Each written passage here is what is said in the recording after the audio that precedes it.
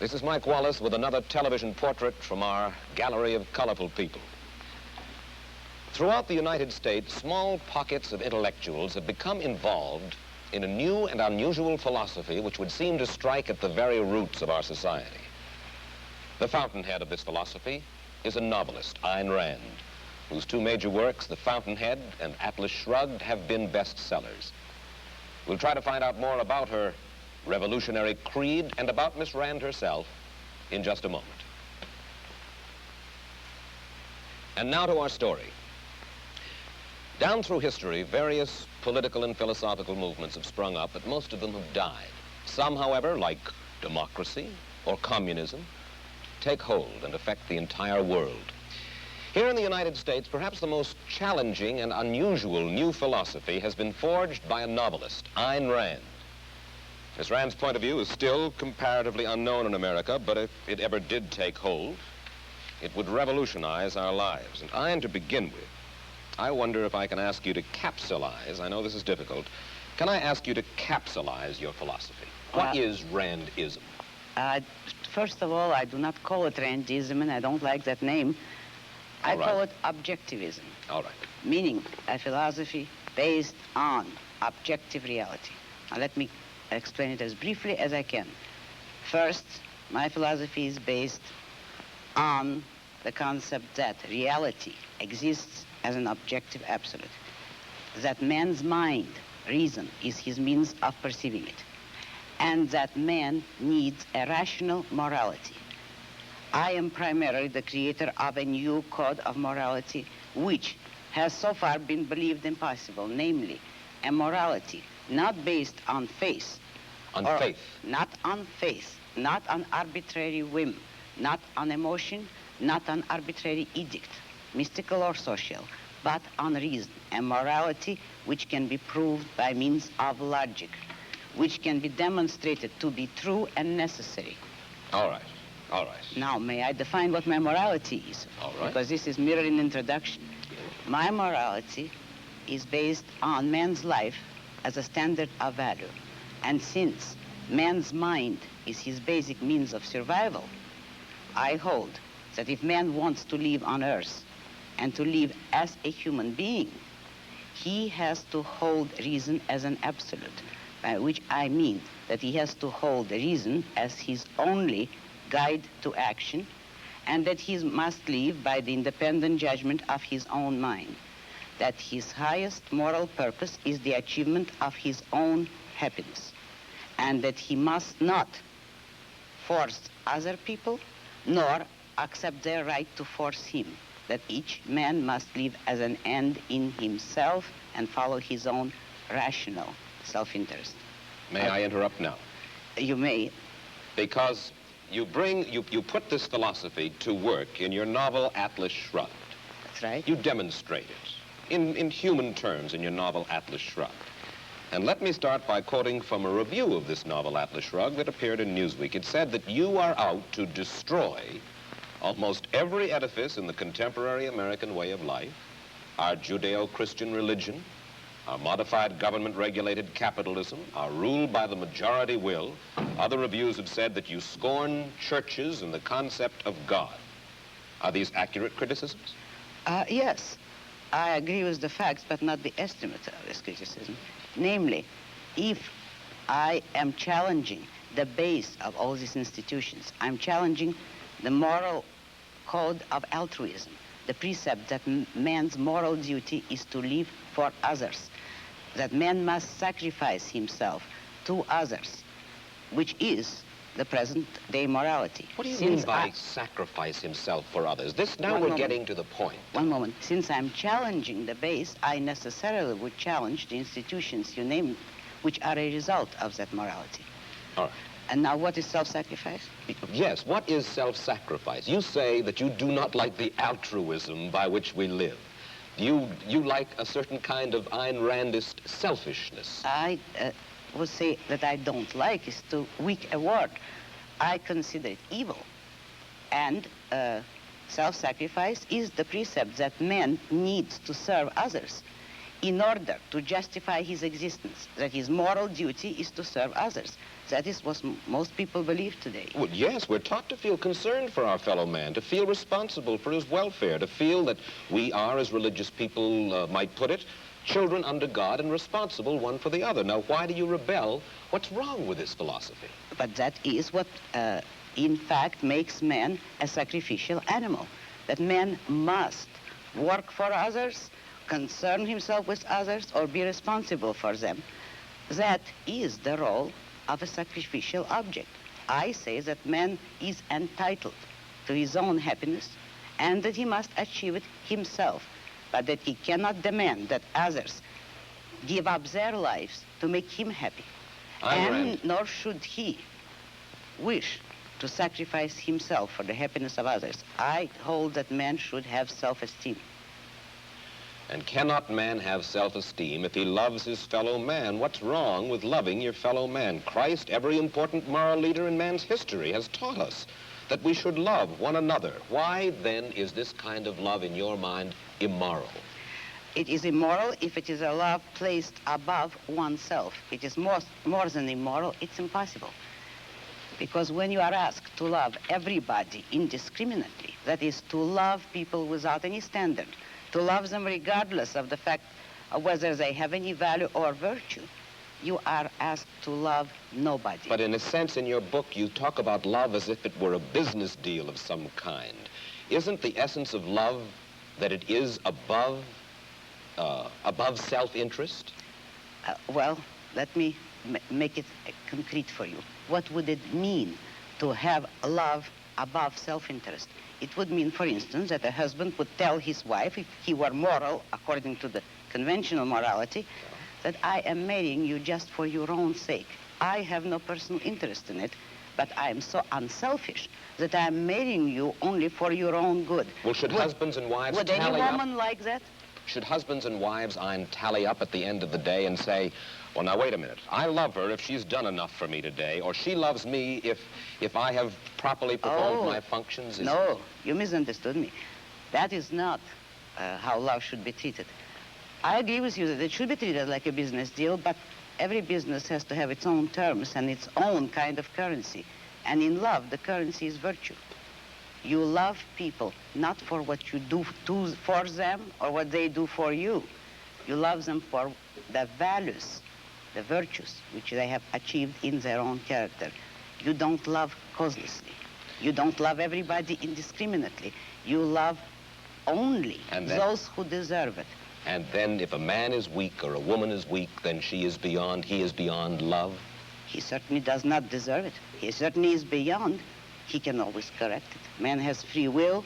If a man wants love, he should correct his weaknesses or his flaws, and he may deserve it. But he cannot expect the unearned, neither in love nor in money, neither in matter nor spirit. You have lived in our world, and you recognize the fallibility of human beings. There are very few of us, then, in this world, by your standards, who are worthy of love. Unfortunately, yes, very few. But it is open to everybody to make themselves worthy of it, and that is all that my morality offers them. If they will a way to make themselves worthy of love, although that's not the primary motive. Let's move ahead. How does your philosophy translate itself into the world of politics? Now, one of the principal achievements of this country in the past 20 years particularly, I think most people agree, is the gradual growth of social protective legislation based on the principle that we are our brother's keepers. How do you feel about the political trends of the United States, the Western world? The way everybody feels, except more consciously. I feel that it is terrible, that you see destruction all around you, and that you are moving toward disaster until and unless all those welfare state conceptions have been reversed and rejected. It is precisely these trends which are bringing the world to disaster, because we are now moving towards complete collectivism or socialism, a system under which everybody is enslaved to everybody. And we are moving that way only because of our altruist morality. Yes, but you say everybody is enslaved to everybody, yet this came about democratically, Ayn. Free people in a free country voted for this kind of government, wanted this kind of legislation. Do you object to the democratic process? I object to the idea that people have the right to vote on everything. The traditional American system was a system based on the idea that majority will prevailed only in public or political affairs, and that it was limited by inalienable individual rights. Therefore, I do not believe that a majority can vote a man's life or property or freedom away from him. Therefore, I do not believe that if a majority votes on any issue, that this makes the issue right. It doesn't. All right. Then how do we arrive at action? How should we arrive at action? By voluntary consent, voluntary cooperation of free men, unforced. And how do our leaders arrive? How do we arrive at our leadership? Who elects? Who appoints? The whole people elects. There is nothing wrong with the democratic process in politics. We arrive at it the way we arrived by the American Constitution as it used to be. By the constitutional process as we had it, people elect officials, but the powers of those officials, the powers of government are strictly limited. They will have no right to initiate force or compulsion against any citizen except a criminal. Those who have initiated force will be punished by force, and that is the only proper function of government. What we would not permit is the government to initiate force against people who have hurt no one, who have not forced anyone. We would not give the government or the majority or any minority the right to take the life or the property of others. That was the original American system. When you say take the property of others, I imagine that you're talking now about taxes. Yes, I am. And you believe that there should be no right by the government to tax. You believe that there should be no such thing as welfare legislation, unemployment compensation, regulation during times of stress, certain kinds of rent controls and things like that. That's right. I'm opposed to all forms of control. I am for an absolute, laissez-faire, free, unregulated economy. Let me put it briefly. I'm for the separation of state and economics, just as we had separation of state and church, which led to peaceful coexistence among different religions after a period of religious wars. So the same applies to economics. If you separate the government from economics, if you do not regulate production and trade, you will have peaceful cooperation and harmony and justice among men. You are certainly enough of a political scientist to know that certain movements spring up in reaction to other movements. The labor movement, for instance, certain social welfare legislation. This did not spring full-blown from somebody's head, out of a vacuum. This was a reaction to certain abuses that were going on. Isn't that true, Ayn? Not always. It actually sprang up from the same source as the abuses.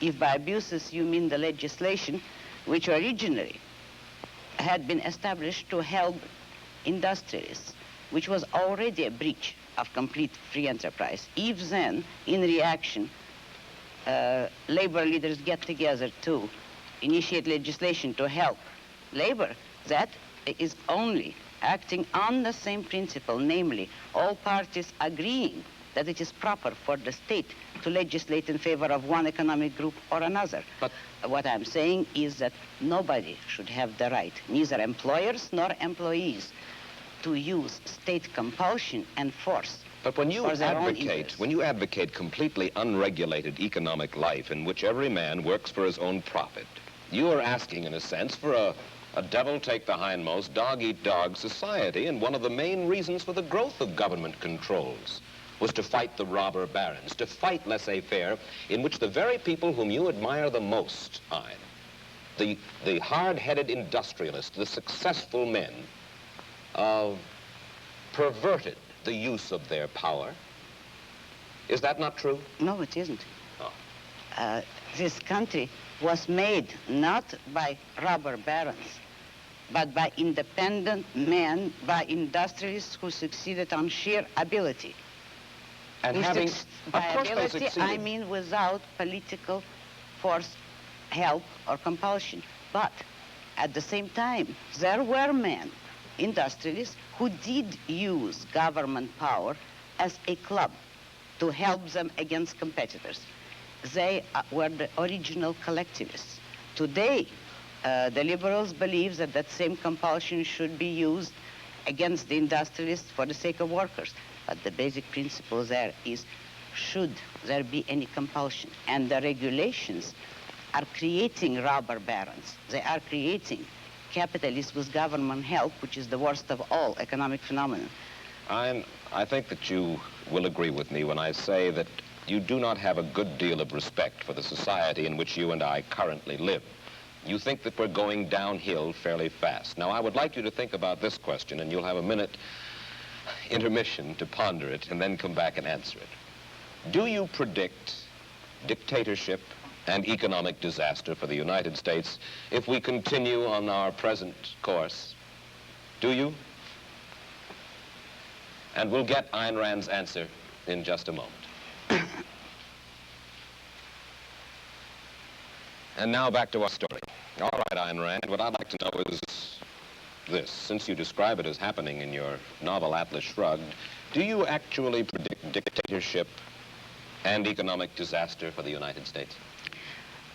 If the present collectivist trend continues, if the present anti-reason philosophy continues, yes, that is the way the country is going.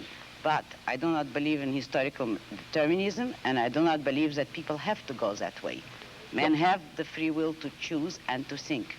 If they change their thinking, we do not have to go into dictatorship. Yes, but how can you expect to reverse this trend when, as we've said, the country is run by majority rule through ballot, and that majority seems to prefer to vote for this modified welfare state? Oh, I don't believe that. You know as well as I do that the majority today has no choice. What do you mean? The majority has never been offered a choice between controls and freedom. How do you account for the fact that an almost overwhelming majority of the people who are regarded as our leading intellectuals and our leading industrialists, the men whom you seem to admire the most, the men with the muscle and the money, favor the modified capitalism that we have today? Because it is an intellectual issue. Since they all believe in collectivism, they do favor it. But the majority of the people has never been given a choice. You know that both parties today are for socialism, in effect, for controls, and there is no party. There are no voices to offer an actual pro-capitalist, laissez-faire economic freedom and individualism. That is what this country needs today. Isn't it possible that we all believe in it because we are all basically lonely people and we all understand that we are basically our brother's keepers? You couldn't say that you really understand it because there is no way in which you could justify it. Nobody has ever given a reason why men should be their brother's keepers, and you've had every example, and you see the examples around you of men perishing by the attempt to be their brother's keepers. You have no faith in anything? Faith? Only no. in your mind? That is not faith. That is a conviction. Yes, I have no faith at all. I only hold convictions. Who are you, Ayn Rand? When I say that, I would like to know just a little bit of your vital statistics. You have an accent which is... Russian. Russian. You were born in Russia? Yes. Came here?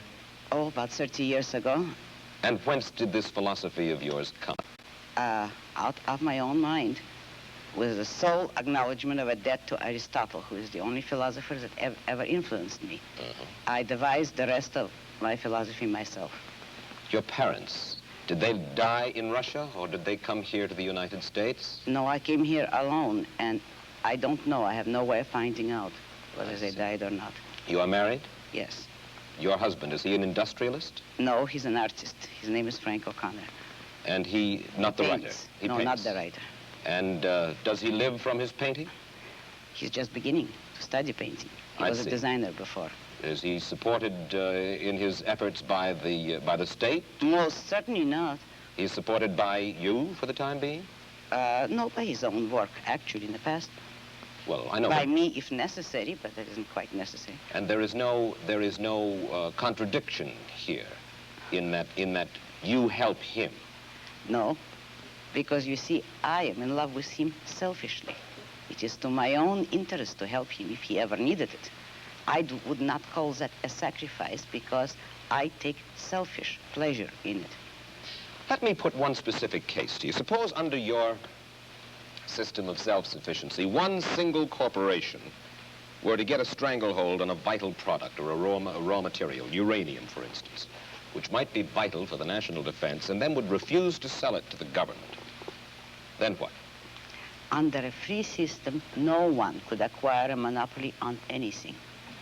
If you look at economics and economic history, you will discover that all monopolies have been established with government help, with the help of franchises, subsidies, or any kind of government privileges. In free competition, no one could corner the market on a needed product.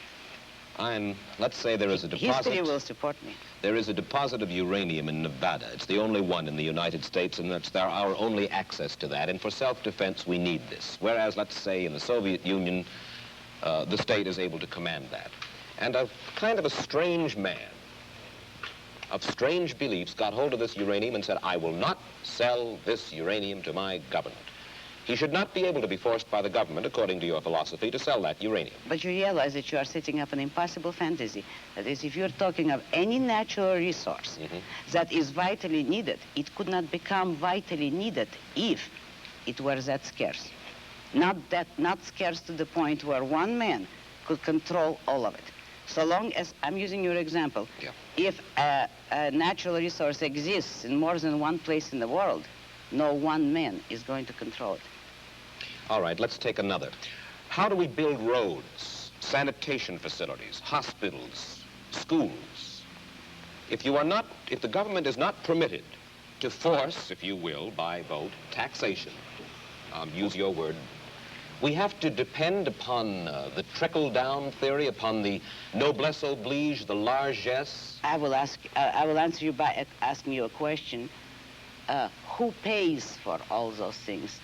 All of us pay for these things. When you admit that you want to take money by force from someone and ask me how are we going to build hospitals or roads, you admit that someone is producing the money, the wealth, that will make those roads possible. Now you have no right to tell the man who produced the wealth in what way you want him to spend it. If you need his money, you can obtain it only by his voluntary consent. And you believe in the eventual goodwill of all human beings, or at least that top echelon of human beings, whom you believe will give willingly.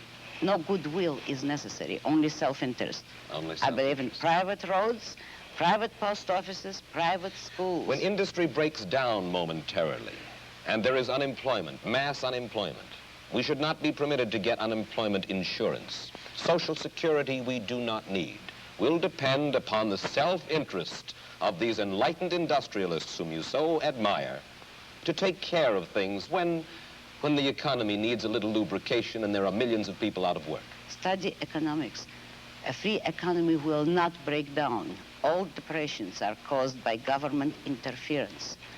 And the cure is always offered so far to take more of the poisons that cause the disaster.